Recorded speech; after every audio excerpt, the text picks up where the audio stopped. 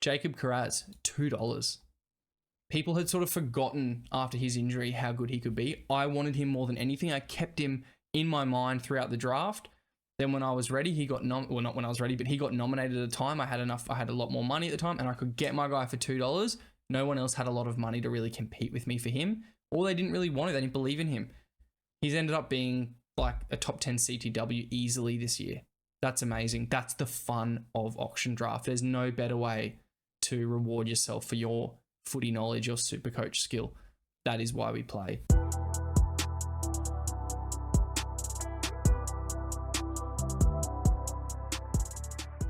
G'day and welcome back to the Upside Fantasy Sports podcast. This is a little bit different, just throwing on a little extra one this week. All season since I sort of flicked on the content creation switch for rugby league this season when I had a bit of downtime. I've been speaking to the guys in the Discord, my community, about sort of off-season content and things I'm going to be rolling out. And one of the common themes and the thing that really drove me to start my website, which is probably a lesser thing that I promote because it's sort of just more of a home base, a headquarters for what I do, on there.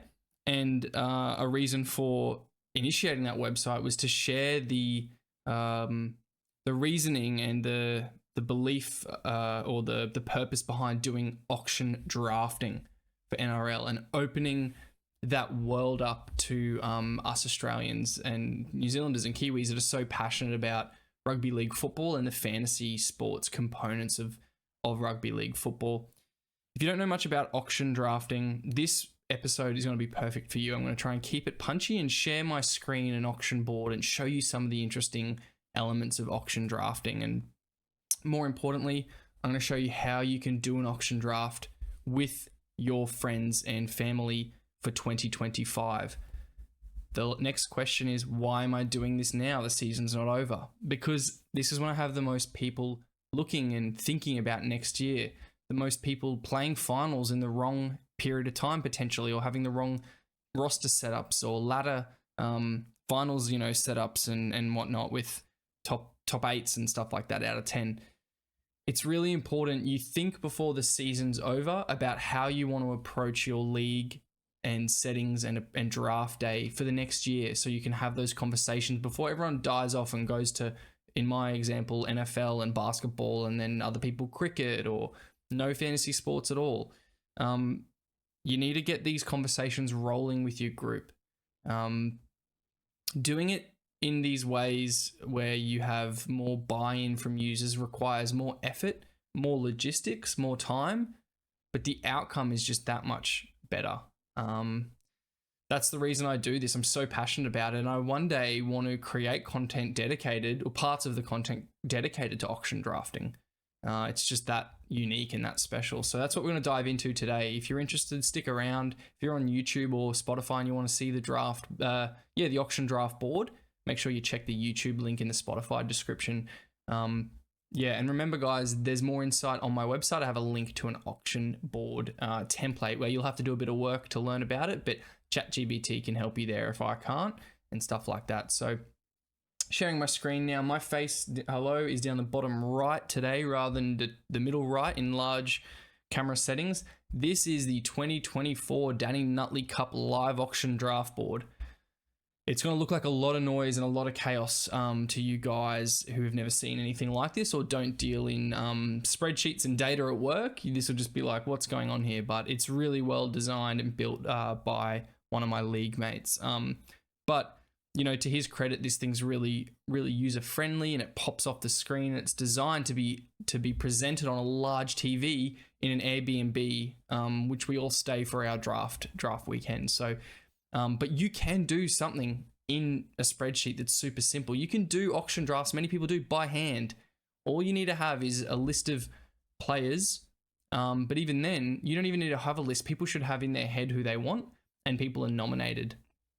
So just functionally how a draft differs from Snake. Snake, someone has a pick preordained, and then they pick number 1 and they take most likely Nico Hines or Nathan Cleary. Good on them for doing very little. Unless you have a competition to pick first, that person gets the best player in Supercoach or NRL fantasy. The problem with that is if you play captain's leagues, those top few names are just quite overpowered, and therefore all of a sudden we're off to a rocky start in terms of equity and strategy. Now, things have changed in 2024. It's been a bit of a weird year. Our top 10s have not been performing like top 10s as consistently as usual. We've had more injuries to our studs, our top 12 players, our top 15 players than ever before. We've had guys that were top 10 prospects coming into the year drop out of the top 50 entirely. I'm looking at you, Greg Marju.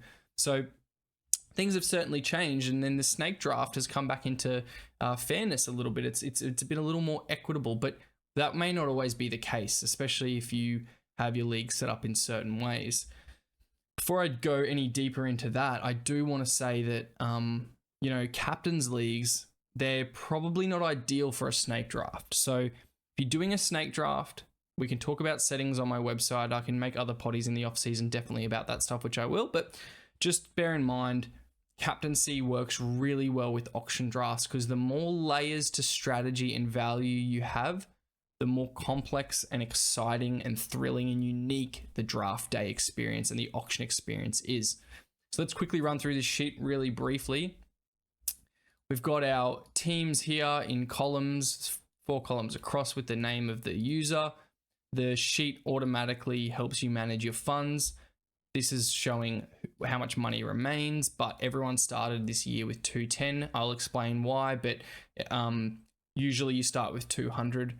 Due to the timing of the draft, we gave everyone $10 more and added a basically like a protection position in case someone that you drafted got dropped or didn't make a team or had a both-firm or injury like he did in 2023 where he did his ACL before the season started. So that destroyed my draft plan and my team. So we kind of had to facilitate for that a little bit by adding a bit more money in another position. So that's why the money looks like how it is with the starting budget there, but usually you do 200. And guys, 200 is the perfect dollar figure. 100, you'll find it comes down too quickly. For some reason, I don't know the reasoning behind it, but it's the recommended budget for NBA auction drafts and NFL auction drafts too that have varying roster sizes. For some reason, it's just the perfect number. You've only got to use it once to realize how it works. It just tends to work. I don't know why or how. Nomination order is probably the next key thing to discuss after sort of just mentioning the budget and whatnot. Nomination order is random, guys. We just go in a circle of literally who's sitting shoulder to shoulder. There's no real value in it because there's like a little bit at the start, but typically nomination order is just the strategy in itself.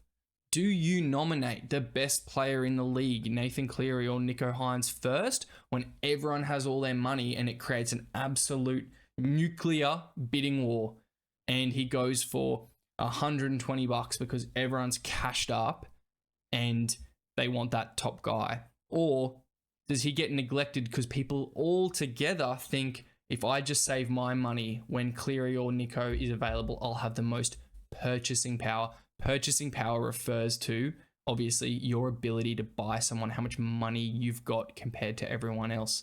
So auction, I just realized, hopefully this hasn't recorded the screen width on it. Let me just double check. Oh shit. Hopefully that hasn't come through in the recording. I had some stupid lines on the screen, but I don't think it's going to come through. Yeah, so purchasing power is really interesting. So don't worry about nomination or just go around. If someone gets forgotten, too bad, they're on waivers. That's the fun of it. You've got to let everyone manage their list. What most people do is they pull up their phone on draft day and just scroll through the top averages and they just nominate people. But people like me, we plan differently and we have a different strategy to nominations and the way we want players to come off the board and whatnot against our opponents. Guys, it's really important when you're auction drafting, in my opinion, to have some representation of people's money. It's hard if everyone has their own money in their head. You can't necessarily trust people to be authentic. So make sure no matter how you approach your personal auction draft with your friends, if it's your first time or even if it's the second time round, you do have some representation on a board or a spreadsheet or whatever of people's budgets as the auction goes on. And another thing, the second layer of that, you need to show what people's max bids are remaining because people can, the math's hard to do on the fly and people could bid for someone that they actually means they can't afford other players for the rest of the draft at $0. And you need, part of the strategy is you need to force people to fill their roster. It's not fun if someone spends all their money on 10 players and says, oh, I'll waiver the next guys. That's BS. You must buy your full team. And typically how that happens is you can see, let's just pull up an example while we're on the board. I just saw someone, this gentleman here, he didn't have much money left. So he finished $1 purchases for the rest of his team. And there's some pretty good players there. So he had run out of money. He had only had, $6 left. So each person he had to draft cost $1. He couldn't spend more than $7 on the player above because, this is just being a bit weird. Let me just go back. He couldn't spend more than the $7 on Keon because he needed to have 6. So my bet was he had $13 here.